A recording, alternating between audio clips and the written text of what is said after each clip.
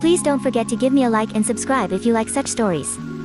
I obtained custody of my sister's 3 kids back in 2018 after she left them alone for 2 weeks to go on a drug bender. It was a huge transition for the kiddos because not only did they have to switch schools and daycares, but they also wouldn't be able to see their mother anymore. I've adopted the kids and have full custody of them. They're doing better now and leading happier lives. Recently though, my sister was released from prison and wants to see them. She called me begging to have a visit with them and telling me that I could give them back now because she was out of prison. I've had a talk with the 9-year-old and he says he doesn't want to see his mom yet. He told me that he still hates her for leaving him alone. The girls have no memories of her. The smallest was only 3 months old the last time she saw her. I feel like I could have helped them foster a better relationship with their mom, but I don't want to force them to meet her if they don't want to. My close family has told me that the oldest doesn't know what he's talking about and it's my fault the little ones don't remember their mother because I didn't take them to see her when she was in prison. They also told me that it's my responsibility to force them to meet her even when they don't want to because it's what's best for them and they shouldn't grow up without their mother. I've spoken to a professional about this and they said it should be up to the kids. Am I being a jerk to my sister by not letting her kids see her if they don't want to? I gave my oldest 2 weeks to really think about whether he wanted to see my sister or not. I figured that his original decision might have been made out of anger, so I wanted to give him time to make such an important decision.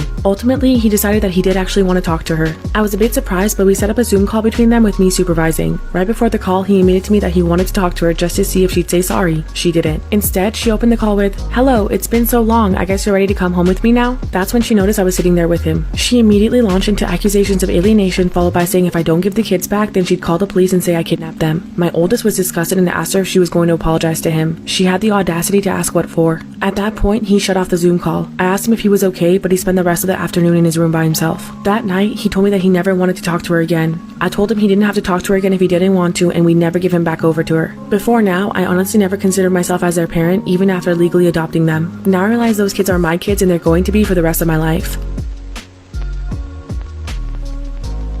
Story time about why I beat up my best friend. So a little background information. Her and I had been best friends since we were in 7th grade.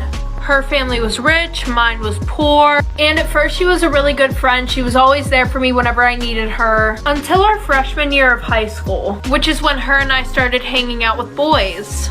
Now my mom was kind of strict, she wouldn't really let me hang out with boys, but her mom was more lenient about her hanging out with boys. Every weekend she would throw a party at her house, and she would throw them in her attic because 1, it was huge, and 2, her parents didn't give a what she did up there. Anyways, she would always offer to do my hair and makeup before the party started, which always made me really excited because I never really put any work into my physical appearance. Well, little did I know, the only reason why she would offer to do my hair and makeup at these parties was so that way she could make me look like shit in front of all the boys. So after that, I taught myself how to do my own makeup and do my own hair. Part 2 about why I beat up my best friend. So like I said, I learned how to do my hair and makeup, and she went on vacation for like a month straight. Well, when she came home, she threw another party, and she was like, "Don't worry, after I'm done getting ready, I'll do your makeup and do your hair." And I was like, "No, it's fine, I got it." She literally looks at me and she goes, "Are you sure? You don't really know how to do that. Like, it'll probably look really bad." And I'm like, "Why the f would you say that?" She goes, "No, like, I don't mean it to be rude. It's just that, like, I want you to look good in front of the boys and stuff like that." Like, sis tried to talk me into getting a shower for a full, like, 20 minutes. So after that, the whole night, she's literally being a pick-me girl. She's making all these comments about me in front of the boys,